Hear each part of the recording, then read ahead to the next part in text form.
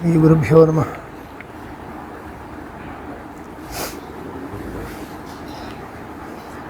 अत एव प्राणः इति एवं प्राप्ते सूत्रकारः आह अत एव प्राणः इति। तल्लिङ्गात् इति पूर्वसूत्रे निर्दिष्टम्।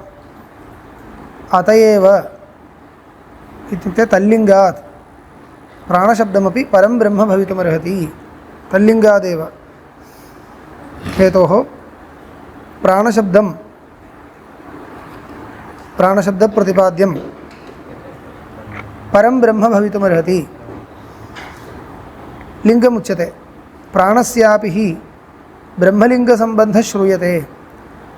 सर्वाणि ह वा इमानि भूतानि प्राणमेव अभिसंविशन्ति प्राणम् अभि उज्जिहते इति। प्राणनिमित्तौ सर्वेषां भूतानाम् उत्पत्तिप्रलयौ उच्यमानौ प्राणस्य ब्रह्मतां गमयतः इति। प्राणपदार्थः अत्र ब्रह्मैव इति अनुमातुं शक्यते। कुतः इत्युक्ते प्राणनिमित्तौ उत्पत्तिप्रलयौ दृश्येते श्रूयेते।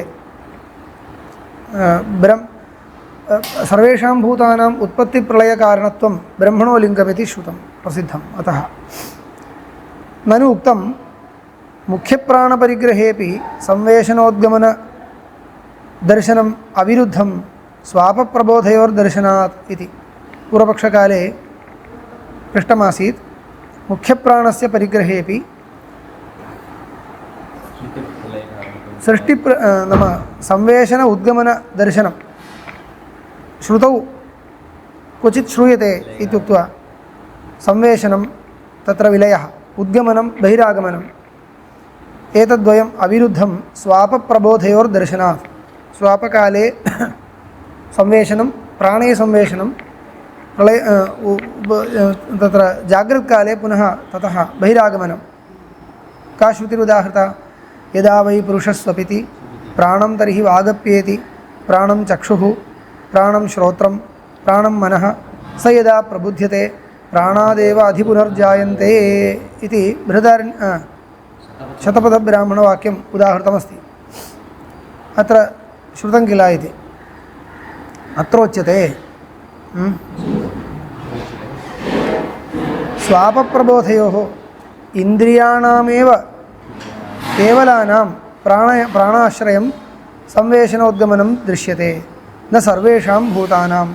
इह तु सेन्द्रियाणां सशरीराणां च जीवाविष्टानां भूतानां सर्वाणि ह वा इमानि भूतानि इति श्रुतेः वैलक्षण्यमस्ति इति वदति। तत्र या श्रुतिः भवता उदाहृता तत्र इन्द्रियाणामेव संवेशनम् उद्गमनं च श्रूयते, न तु भूतानां। भवता कथं योजितं? भूतानाम् इन्द्रियसारत्वात् इन्द्रियाणां संवेशनम् उद्गमनं च यत् श्रूयते तत् भूतानामपि योजयितुं शक्यते। कुतः? भूतानाम् इन्द्रियसारत्वादिति। तत्र सत्यं तत्र किञ्चित् मया ह्यः अर्थवर्णनकाले अन्यथा उक्तं। वस्तुगत्या अत्र पूर्वपक्षकाले किं विवक्षितमासीत् इत्युक्ते भूतशब्देन जीवाः गृह्यन्ते। पञ्चभूतानां ग्रहणं न तथा गृह्यताम् इत्येव पूर्वपक्षिणाम् आशयः। भूतशब्दस्य उभयत्र रूढिरस्ति, जीवेष्वपि रूढिरस्ति, पञ्चभूतेष्वपि रूढिरस्ति। तर्हि पूर्वपक्षी किम् उक्तवान् इत्युक्ते जीवपरं भूतशब्दं स्वीकृत्य योज्यताम् इति।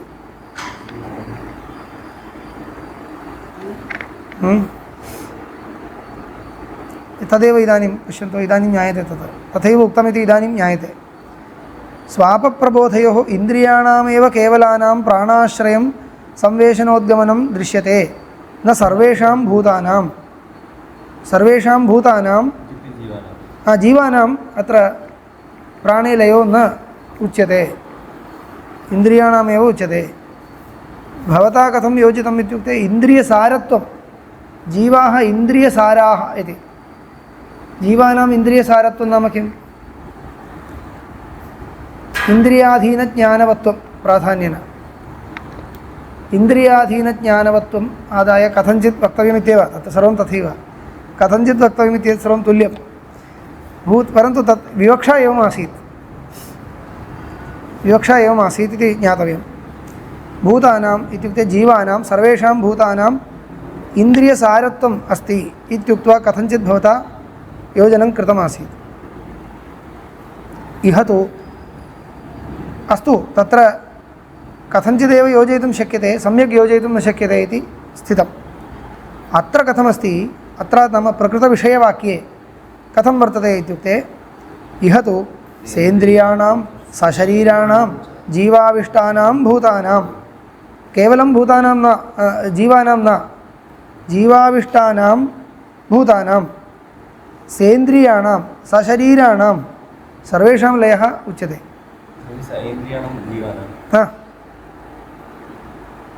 इदानीमपि जीवानाम् इति स्वीकृत्य एव योजनं सिद्धान्तिना क्रियते पश्यतु इह तु सेन्द्रियाणां सशरीराणां जीवाविष्टानां भूतानाम् इत्युक्ते जीवविशिष्टशरीराणां सशरीरं तथा नास्ति जीवाविष्टानां भूतानां सशरीराणां प्राणिनां तावदेव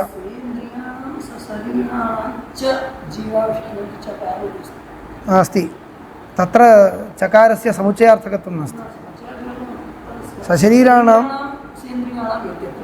सशरीराणां सेन्द्रियाणां जीवाविष्टानां प्राणिनाम् इति तात्पर्यं प्राणिनां सर्वाणि हवा इमानि भूतानि इति श्रुतेः जीव आत्मा प्रतिबिम्बविशिष्टानां प्राणिनां प्राणी इत्युक्ते केवलः आत्मा नास्ति किल केवल आत्मानः न इति कृत्वा जीवाविष्टानां भूतानाम् इति लिखितं सर्वाणि हवा इमानि भूतानि इति श्रुतेः सर्वाणि इमानि भूतानि इति सर्वं प्राणिजातं सर्वेषां प्राणिनां विलयः कथं केवलं प्राणिनां विलयः नाम जीवमात्रस्य न जीवाविष्टस्य सशरीरस्य सेन्द्रियस्य सर्वस्य विलयः अत्र प्राणपदार्थे विलयः श्रूयते उद्गमनं च श्रूयते तेन किं ज्ञायते इत्युक्ते प्राणपदार्थः परमात्मा एव इति ज्ञायते एवमेव इदानीं प्राणपरत्वं स्वीकृत्यैव अर्थवर्णनं कृतम् इति कथम् अवगतम् इत्युक्ते अग्रे पङ्क्तिं पश्यतु यदापि भूतश्रुतिः महाभूतविषया परिगृह्यते तदापि ब्रह्मलिङ्गत्वम् अविरुद्धम् इति इदानीं ज्ञायते एतावत्पर्यन्तं महाभूतविषयत्वम् आदाय योजनं न कृतम् इति तदा ज्ञायते यदापि भूतश्रुतिः भूतानि इति पदं महाभूतविषया भूतश्रुतिः परिगृह्यते इत्युक्ते भूतशब्देन पञ्चमहाभूतानि उच्यन्ते इति स्वीक्रियते न तु जीवः इति प्राणी इति अर्थो नास्ति भूतानि अत्र भूतशब्देन स्वीक्रियन्ते तदानीमपि ब्रह्मलिङ्गत्वम् अविरुद्धं तावत् तदा सर्वथा विरुद्धमेव महाभूतानां प्राणे लयस्तु सुषुप्तिकाले नास्ति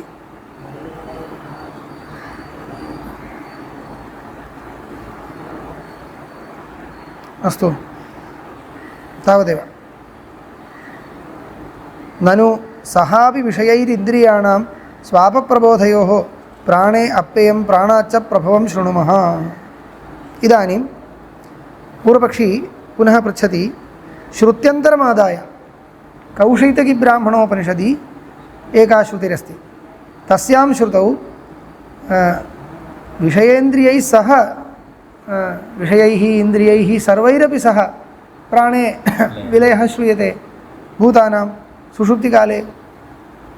सुषुप्तिकाले विषयैः इन्द्रियैश्च सह विलयः श्रूयते यदा सुप्तस्वप्नं न कञ्चन पश्यति अथास्मिन् प्राण एव एकथा भवति तदा एनं वाक् सर्वैर्नामभिः सहाप्येति श्रोत्रं सर्वैः शब्दैः सहाप्येति चक्षुः सर्वैः रूपैः सहाप्येति एवं रूपेण वर्तते यदा पुनः प्रबुध्यन्ते तदा यथा अग्नेर्ज्वलतः विस्फुलिङ्गाः विप्रतिष्ठेरन् तथा एतस्माद् आत्मनः सर्वे प्राणाः विप्रतिष्ठन्ते प्राणेभ्यो देवाः देवेभ्यो लोकाः इत्येवम् एका श्रुतिरस्ति। इयमेव श्रुतिः दृष्टिसृष्टिवादे प्रमाणम् इति उदाह्रियते। दृष्टिसृष्टिवादे यदा दृष्टिर्नास्ति ज्ञानं नास्ति तदा विषयोपि नास्ति।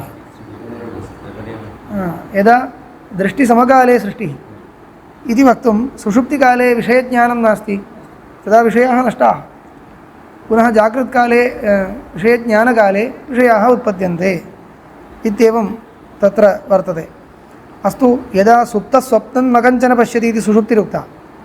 सुषुप्तिकाले प्राण एव एकथा भवति इति प्राणस्य स्थितिरुक्ता। स्थितिमुक्त्वा तदा एनम् इत्युक्ते प्राणं वाक् अप्येति। कथं वाक् अप्येति? सर्वैर्नामभिः नामभिः सह वाग् अप्येति। वाक् नाम वागिन्द्रियं। वागिन्द्रियं नामभिः सह अप्येति। चक्षुरिन्द्रियं रूपैः सह अप्येति। श्रोत्रेन्द्रियं शब्दैः सह अप्येति। तर्हि विषयाणामपि विलयः श्रुतः इत्युक्ते सर्वविलय एव, सर्वप्रपञ्चविलयः उक्तः इति खलु वर्तते। तर्हि प्राणे अपि अप्ययः श्रूयते, ततः सृष्टिश्च श्रूयते। अनेन ज्ञायते भूतप्राणपरिग्रहेपि इदं सर्वं योजयितुं शक्यते इति ज्ञायते किल इति पूर्वपक्षः। पुनः तत्र सिद्धान्तिना उच्यते, भोः तत्रापि तल्लिङ्गात् प्राणशब्दं ब्रह्मैव इति समाधानं। या श्रुतिः भवतां स्वपक्षे योजनाय उदाहृता तत् मम पक्षे एव वर्तते इति। तत्र कौशीतकीश्रुतौ प्राणशब्देन ब्रह्मैव उच्यते, तदपि अत्र पक्षकोटौ प्रविष्टम्। अस्यैव अधिकरणस्य विषयः। अस्मिन्नेव अधिकरणे तदपि विषयवाक्यं। विषयवाक्यं नाम तुल्यमिति, विषयवाक्यतुल्यं, तुल्यं जातं, पक्षसमं, पक्षसमः इत्युच्यते। इतः अत्रापि एवमेव सन्देहं कृत्वा ब्रह्मलिङ्गादेव निर्णयः कर्तव्यः। अत्र या श्रुतिः भवता मुख्यप्राणे लयः श्रुत्या उच्यते इति प्रदर्शयितुम् उदाहृतः, तत्रापि श्रुतौ प्राणशब्दः परमात्मा इत्येव। प्राणशब्दः परमात्मपर एव, तल्लिङ्गादेव।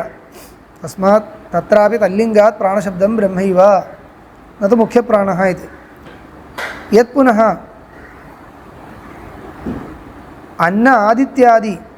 अन्न आदित्यसन्निधानात् प्राणस्य अब्रह्मत्वम् इति स्मर्यते किल? अधिकाशङ्का उक्ता। एवम् अस्मिन्नेव सन्दर्भे अग्रे उपासनद्वयं विहितं। तत्र अब्रह्मप्रायपठितत्वमस्ति इत्युक्तम्। अस्ति, नास्ति इति वक्तुं न शक्यते, परन्तु तावन्मात्रेण अत्र प्राणशब्दप्रतिपाद्यः किं मुख्यप्राणः इति वक्तुं न शक्यते। कुतः? तदयुक्तं वाक्यशेषबलेन प्राणशब्दस्य ब्रह्मविषयतायां प्रतीयमानायां सन्निधानस्य अकिञ्चित्करत्वात्। सन्निधानमात्रेण भवता इदम् अन्यथा नेतुं न शक्यते, किन्तु लिङ्गात् भूयोभिः लिङ्गैः अत्र अस्मदुक्त एव निर्णयः भविष्यति। यत्पुनः प्राणशब्दस्य पञ्चवृत्तौ प्रसिद्धतरत्वम् उक्तं। प्राणशब्दः पञ्चवृत्तौ प्राणे, पञ्चव्यापारवति प्राणे रूढः इति उक्तं। तत् आकाशशब्दस्येव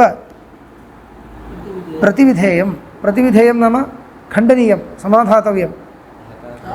आकाशशब्दस्य विषये अपि अयं प्रश्नः आसीत् पूर्वाधिकरणे। तत्र यथा समाधानम् उक्तं तदेव अत्रापि समाधानं वक्तव्यं। किं समाधानम् इत्युक्ते अनन्यथा सिद्धं लिङ्गम् अन्यथा सिद्धश्रुत्यपेक्षया बलीयः वाक्यशेषः। वाक्यशेषोपात्तम् अनन्यथा सिद्धं लिङ्गम् अन्यथा सिद्धश्रुत्यपेक्षया बलीयः इति न्यायेन प्रतिविधेयं, समाधातव्यं। तस्मात् सिद्धं प्रस्तावदेवतायाः प्राणस्य ब्रह्मत्वं। प्रस्तावे उपास्यत्वेन श्रूयमाणः प्राणशब्दप्रतिपाद्या देवता, श्रूयमाणा देवता परमात्मा एव, न तु मुख्यप्राणः इति सिद्धम् इति अधिकरणं समाप्तम्। अत्र केचित् उदाहरन्ति केचित् वृत्तिकारादयः किं वदन्ति इत्युक्ते अत्र केचित् उदाहरन्ति प्राणस्य प्राणं प्राणबन्धनं हि सौम्य मनः इति च तदयुक्तं किमपि अवगतं वा किमपि अवगतं वा प्राणस्य प्राणं प्राणबन्धनं हि सौम्य मनः इति च उदाहरन्ति तदयुक्तं विषयवाक्यत्वेन उदाहरन्ति इत्यर्थः अस्मिन् अधिकरणे इदमपि विषयवाक्यं प्राणस्य प्राणं प्राणनिबन्धनं हि सौम्य मनः इत्यादीनि वाक्यान्यपि अस्मिन् अधिकरणे विषयत्वेन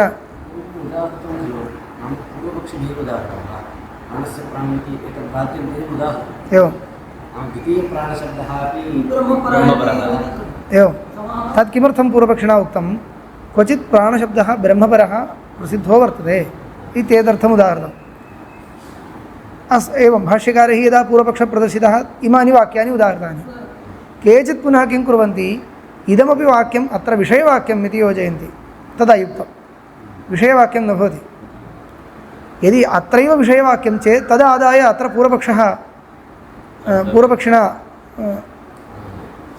सिद्धान्तिना सिद्धान्तकर्तुम् एवं कर्तुं न शक्यते वक्तुं न शक्यते क्वचित् प्राणशब्दः ब्रह्मपरः वर्तते इत्युक्ते अन्यया युक्त्या ब्रह्मपरत्वं निर्णीय वक्तव्यं पूर्वपक्षे इमानि वाक्यानि किमर्थम् आनीतानि अस्माभिः इत्युक्ते एतैः भाष्यकारैः किमर्थम् आनीतानि इत्युक्ते सन्देहं दर्शयितुं सन्देहबीजं दर्शयितुं प्राणशब्दः लोकव्यवहारानुसारेण भूतप्राणे प्रसिद्धः श्रुतौ अपि प्राणशब्दः भूतप्राणपरतया प्रयुज्यते ब्रह्मपरतयापि प्रयुज्यते तस्मात् सन्देहः इति वक्तुं सन्देहं दर्शयितुं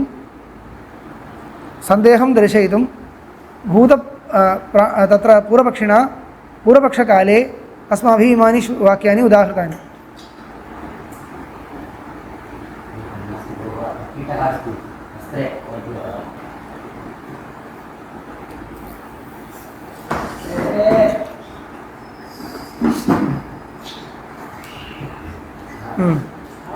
जातं वा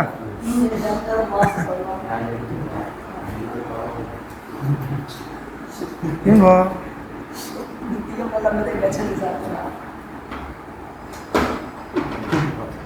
अस्तु पूर्वपक्षकाले ब्रह्मपरोऽपि प्राणशब्दः श्रूयते इत्येतदर्थम् इदं वाक्यम् उदाहृतं तर्हि इदं वाक्यं तदर्थम् उदाहर्तुं कदा शक्यते मानान्तरेण तस्य ब्रह्मपरत्वं निर्णेतुं शक्यते चेदेव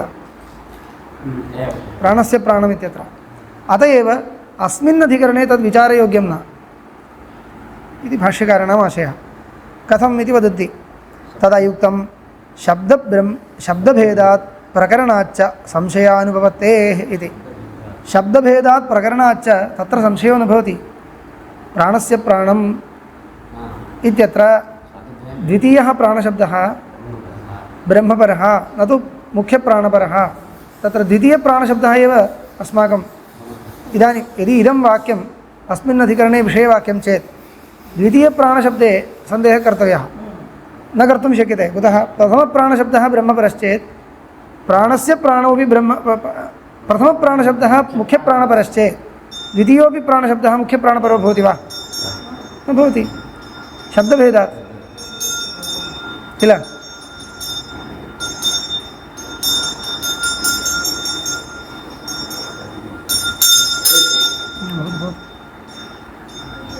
भवतु प्रथमप्राणशब्दः मुख्यप्राणपरश्चेत् प्राणस्य प्राणमिति उच्यमानः द्वितीयप्राणशब्दोऽपि मुख्यप्राणपरो न भवति इति निर्णयः एव अपि च प्रकरणमपि तत्र ब्रह्मणप्रकरणे इदं वाक्यं वर्तते इति कृत्वा प्रकरणादपि तत्र प्राणस्य प्राणः इति उच्यमानः परमात्मा इति निर्णेतुं शक्यते प्राणनिबन्धनं हि सौम्यमनः इत्यत्रापि प्राणशब्दः प्रकरणादेव परमात्मपरः प्राणशब्दः इति निर्णेतुं शक्यते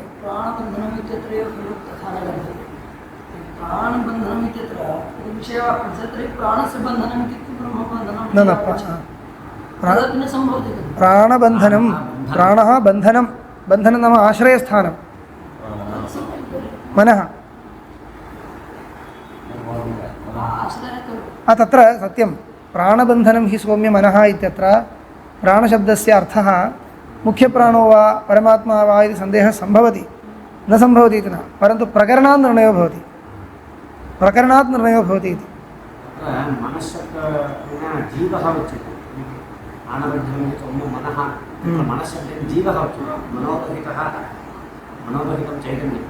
अस्तु सम्यगेव सत्यं जीवस्य आश्रयः प्राणः कथं भवति ब्रह्मैव भवति सत्यं कथञ्चिदाश्रयत्वं प्राणसञ्चारं विना तत्र जीवस्य भोगो न भवति परन्तु जीवस्य नित्यः आश्रयस्तु प्राणो न भवति प्राणसञ्चारं विनापि जीवः तिष्ठति शरीरात् उत्क्रमणानन्तरं तस्य प्राणसञ्चारो नास्ति प्राणव्यापारो नास्ति प्राणस्तु वर्तते सूक्ष्मशरीरान्तर्गतः प्राणव्यापारो नास्ति अथापि जीवस्य स्थितिरस्ति अस्तु तत्र प्रकरणमेव वर्तते इति क्लेशः एव नास्ति तत्र प्रकरणबलादेव प्राणपदार्थः परमात्मा इति निर्णेतुं शक्यते तस्मात् लिङ्गेन निर्णयाय अस्मिन् अधिकरणे योजनं आवश्यकम् इति लिङ्गेन निर्णयाय खलु अस्मिन् अधिकरणे योजनं कर्तव्यं पश्यन्तु पूर्वम् आकाशाधिकरणम् अत्र प्राणाधिकरणम् उभयत्रापि परमात्मना प्रकरणं नास्ति इदम् ओङ्कारोपासनप्रकरणं तस्मात् अन्यप्रकरणे आगतम् अतः लिङ्गादेव निर्णयः कर्तुं शक्यते इति कृत्वा लिङ्गेन निर्णेतव्यं वाक्यमेव अत्र उदाहर्तव्यं तद् इदं न भवति इति कृत्वा अनयोर्वाक्ययोः अत्र विषयवाक्यत्वं न इष्यते इति तदेव निरूपयन्ति यथा प्राणबन्धनं सौम्यमनः इत्यपि उपासनाप्रकरणे आगच्छति प्राणोपासंवर्गः इत्यादि संवर्गविद्याप्रकरणे आगच्छति संवर्गविद्याप्रकरणे आगच्छति वा नास्ति किल नास्ति नास्ति संवर्गविद्याप्रकरणे षष्ठाध्याये एव संवर्गविद्या नास्ति संवर्गविद्या चतुर्थाध्याये वा कुत्रचित् अस्ति तथैव अत्रैव पश्यतु यथा पितुः पिता इति प्रयोगे अन्यः पिता षष्ठीनिर्दिष्टः अन्यः प्रथमानिर्दिष्टः पितुः पिता इति गम्यते पितुः पिता इत्युच्यते चेत् प्रथमानिर्दिष्टः पिता प्रथमान्तपदेन निर्दिष्टः पिता षष्ठ्यन्तपदेन निर्दिष्टश्च पिता अन्यः पुरुषः एक एव न इति ज्ञायते अयमेव शब्दभेदः तद्वत् प्राणस्य प्राणम् इति शब्दभेदात् प्रसिद्धप्राणाद् अन्यप्राणस्य प्राणम् इति निश्चीयते परमात्मा इति न निश्चीयेत परन्तु प्रसिद्धप्राणाद् अन्यः इति निश्चीयते एव न हि स एव तस्य इति भेदनिर्देशार्हो भवति नैव भवति स एव तस्य इति भेदनिर्देशो न भवति यस्य च प्रकरणे यो निर्दिश्यते नामान्तरेणापि स एव तत्र प्रकरणनिर्दिष्टः इति गम्यते प्रकरणी इति वा प्रकरणी निर्दिष्ट इति गम्यते सम्यक् अत्र अक्षरदोषः अस्ति तर्हि पश्यामि शोधयामि यस्य च प्रकरणे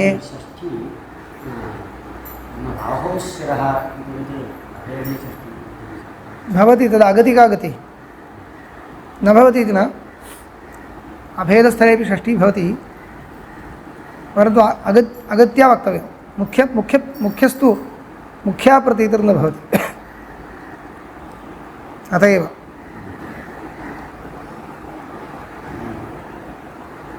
कश्चिद् औपाधिकभेदो वक्तव्यश्च तत्रापि राहोश्चिरः इत्यादि स्थलेपि कश्चिद् औपाधिकभेदः वक्तव्यः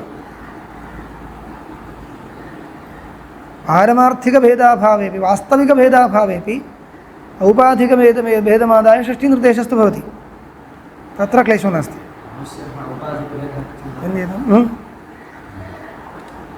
तद् किमपि वक्तुं शक्यते भो राहुत्वेन शिरस्त्वेन च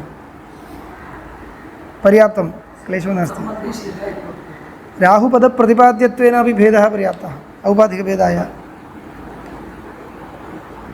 ब्लैक पेन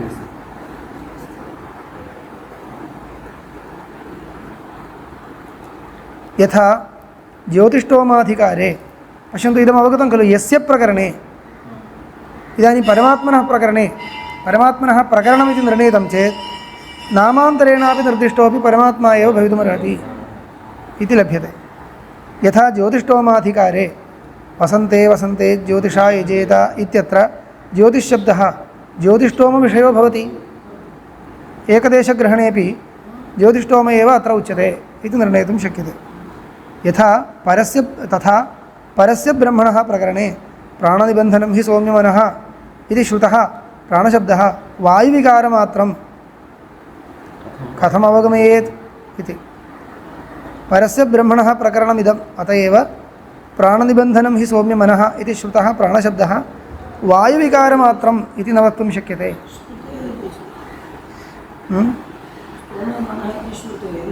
न श्रुतः इत्येव अपेक्षते।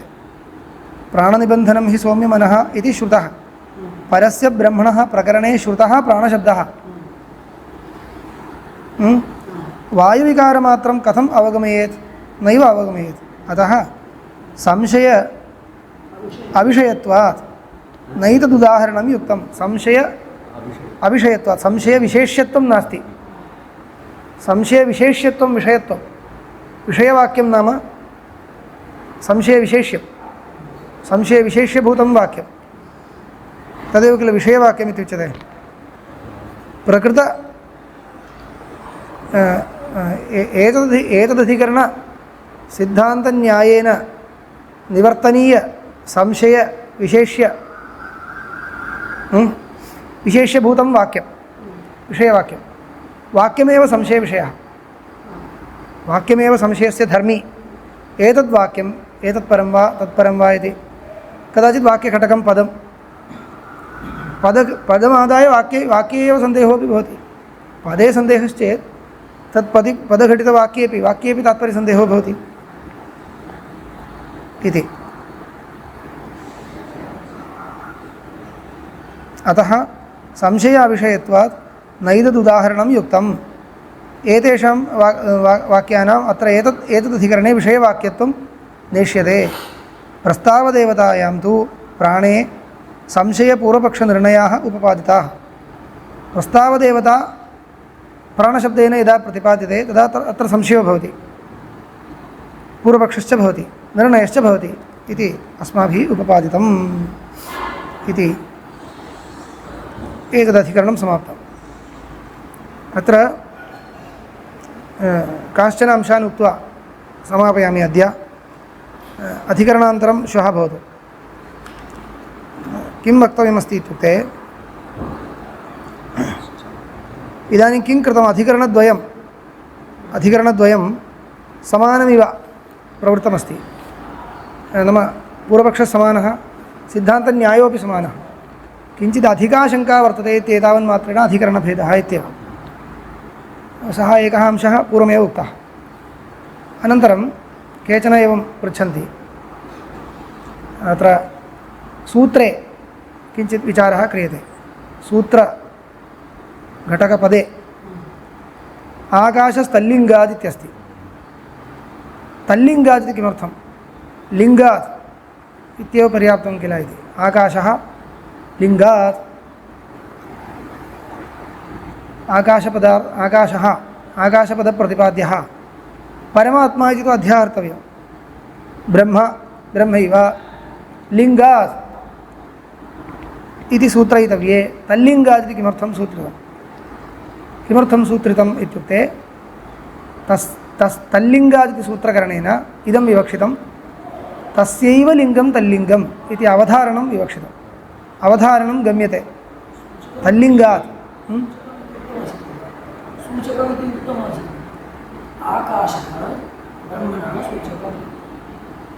इति सूत्रार्थो वा? आकाशः ब्रह्मणः सूचकम् इति सूत्रार्थो वा? एवं मया सूत्रार्थः उक्तः। आकाशपदार्थः परमात्मा इति साध्यं भोः। तस्य सूचकानि लिङ्गानि वर्तन्ते इति अर्थः अपेक्षते खलु। तस्य सूचकानि लिङ्गानि तस्यैव इति लभ्यते। तच्छब्दयोजने सति अवधारणं लभ्यते इति विशेषः। सः तद् अवधारणम् अत्र लम्भनीयं। तस्यैव लिङ्गं तस्यैव इति अवधारणेन किं लभ्यते इत्युक्ते अनन्यथासिद्धत्वम्। अनन्यथासिद्धत्वं लिङ्गे विशेषणं, केवलं लिङ्गं न, अन्यथा नेतुम् अशक्यं लिङ्गम् इति कृत्वा आम् श्रुतिरप्यस्ति, अतः निर्णयो न भवेत्। तस्मात् किं कर्तव्यम्, अनन्यथासिद्धेन लिङ्गेन निर्णयः कर्तव्यः। तस्मात् अनन्यथासिद्धमेव लिङ्गम् अत्र निर्णायकम् इति सूचनाय तल्लिङ्गादिति सूत्रितं। लिङ्गादिति वक्तव्ये तल्लिङ्गादिति सूत्रकरणस्य इदमेव प्रयोजनम् इति न्यायरक्षामणिकारैः उक्तम्। एवम् अन्यथा योजयितुम् अशक्यं लिङ्गम् इत्येव।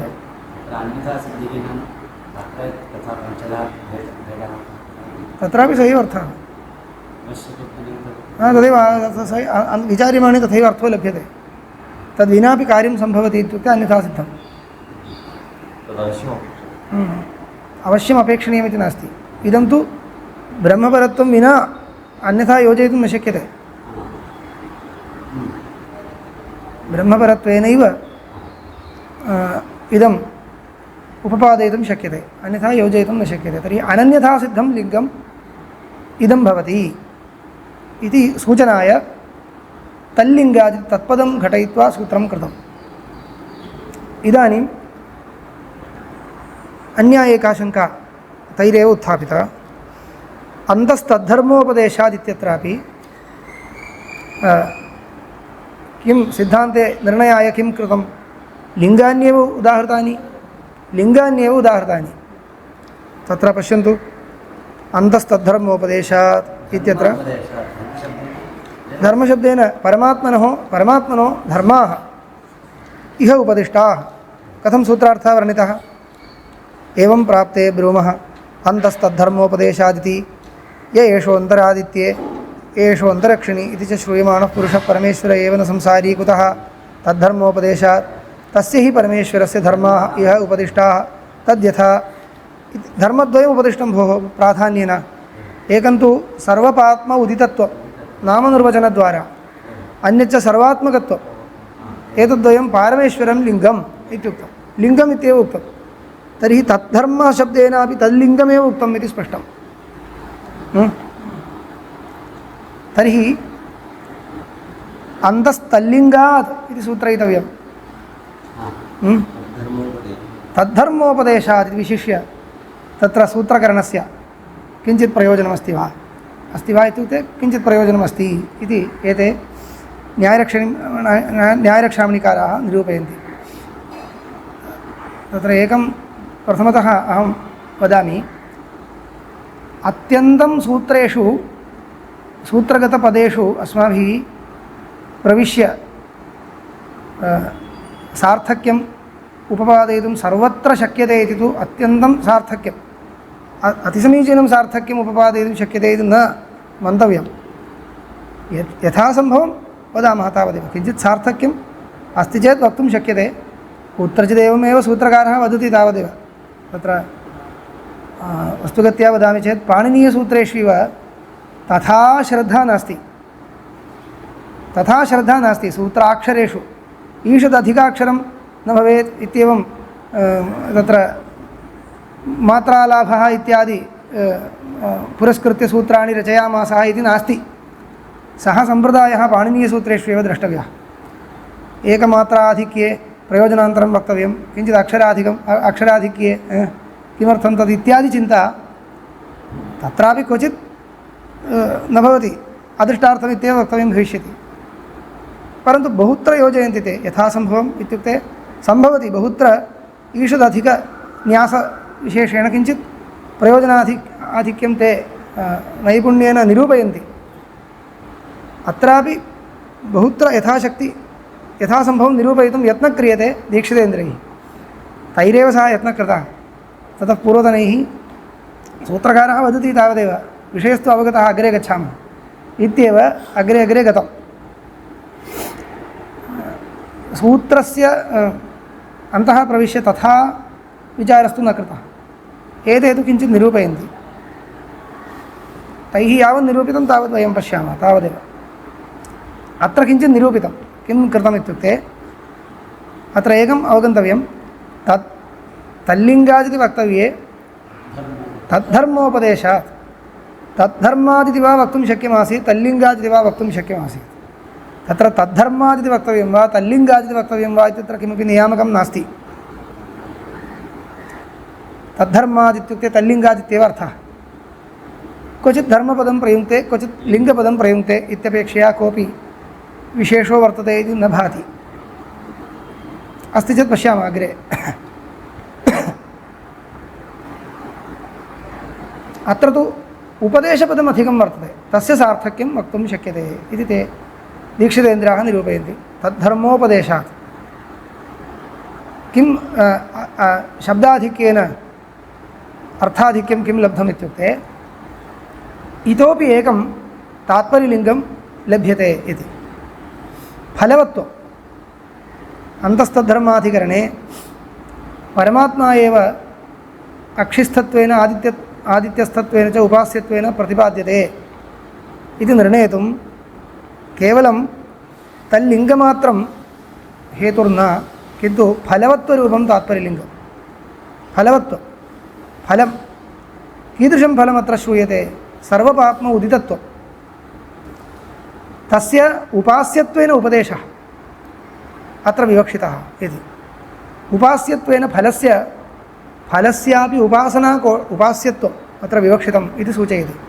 तदर्थम् उपदेशपदं स्थापितम्। उपास्यत्वेन उपदेशात् इत्येवं सूत्रार्थोपि अधिकार्थो विवक्षितः इति। कथमित्युक्ते अत्र सर्वपाप्म उदितत्वम् उक्तं खलु फलं, तस्य उदिति नाम श्रावयित्वा अस्य आदित्यपुरुषस्य नाम स एष सर्वेभ्यः पाप्मभ्यः उदितः इत्युक्तम्। अयं सर्वपाप्मसम्बन्धरहितः इति वर्तते। सर्वपाप्मसम्बन्धरहितत्वं परमात्मनो लिङ्गम् इति कृत्वा परमात्मा एव प्रत्येतव्यः इति योजनं च जातं। सः एकः विषयः जातः। इदानीम् अधिकं किमुच्यते? उदेतिः वा सर्वेभ्यः पाप्मभ्यो य एवं वेद इति उपासकस्य फलमपि तदेव श्रूयते। यः एवम् उपासनं करोति सः सर्वेभ्यः पाप्मभ्यः उदितो भवति इति उपास्यं यत् स्वरूपं तदेव उपासकस्य फलम् इत्यपि ज्ञायते। अयमेव तत्कर्तुन्यायः इति उच्यते। तत्कर्तुन्यायः सः अग्रे आगमिष्यति पुनः। यादृशसङ्कल्पवान् तादृशं रूपं सः प्राप्नोति। यादृशं रूपं तेन उपास्यते तादृशं रूपम् उपासकः प्राप्नोति इति रीत्या अत्र उपासनं विहितमस्ति। तर्हि सर्वपाप्म उदितत्वेन रूपेण अयं परमात्मनः उपासनं करोति अक्षिणी आदित्ये च, तेन किं भवति? सोऽपि उपासकोऽपि सर्वपाप्म उदितो भवति इत्येवम् उपास्यं स्वरूपं फलत्वेन श्रावितमस्ति। अनेन तत्क्रतुन्यायः सूचितः। एवं यदा उपास्यं स्वरूपं फलं भवति तदा किं भवति? तत्क्रतुन्यायपर्यालोचनया तत् फलम् उपास्यं भवति। उपास्यमिति ज्ञायते, फलमेव उपास्यं भवति इति ज्ञायते। एतत् सर्वम् अत्र अधिकं लभ्यते इति। फलवत्वरूपं तात्पर्यलिङ्गम् अधिकम् अत्र लभ्यते। तेनापि तत्क्रतुन्यायद्वारा किं भवति पश्यन्तु।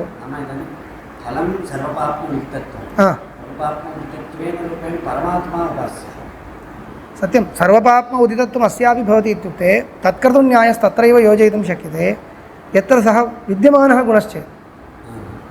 विद्यमानः धर्म एव विद्यमानो नाम व्यावहारिको वा भवेत्, प्रातिभासिको न भवेत्। विद्यमानो धर्मः सः इति ज्ञायते। तर्हि किं भवति? तत्क्रतुन्यायपर्यालोचनया सः विद्यमानो धर्मः परमात्मनः सर्वपाप्म उदितत्वम् उपासकस्य च तदेव फलम् इत्यपि ज्ञायते। उपासकस्यापि तदेव फलं। तेनापि सर्वपाप्म उदितत्वरूपफलप्राप्तिद्वारापि तच्च परमात्मोपासनस्य फलमित्यन्यत्र प्रसिद्धम् इति कृत्वा परमात्मा एव अत्र प्रत्येतव्यः इति एकः अधिकः अंशः तत्र लभ्यते इत्येतत् सूचनाय तद्धर्म उपदेशात् उपास्यत्वेन तद्धर्मस्य उपदेशात् इति एवम् अर्थो लभ्यते इति न्यायरक्षामणौ वर्णितम्। इदम् अत्र आकाशाधिकरणे प्राणाधिकरणे च नास्ति।